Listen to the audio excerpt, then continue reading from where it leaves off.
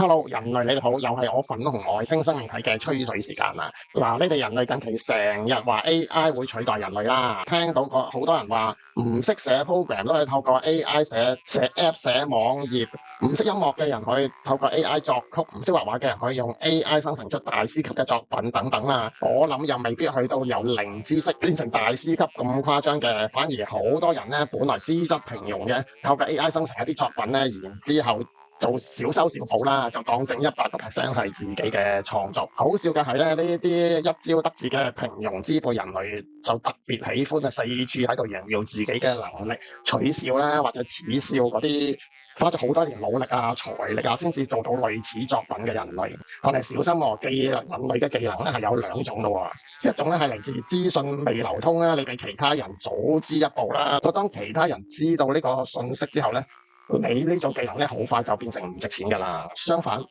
另一種技能咧，就係只有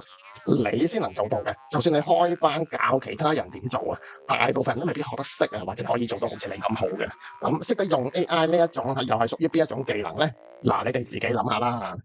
記得好耐之前初期嘅用 AI 咧，係要輸入個井啊、imagine 啊呢個字啊，再輸入啲 prompt 啊先可以叫 AI 做嘢嘅。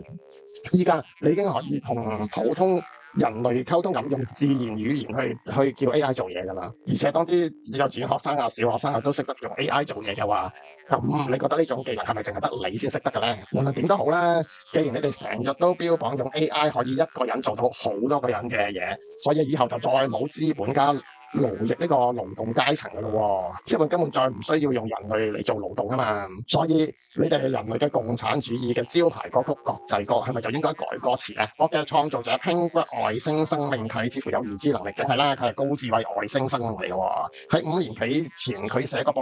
實體書嘅時候咧，當時都仲未有人講咩叫 AI 啊，佢已經將國際歌填咗一個新嘅詞種，叫做 Intelligent Machinery。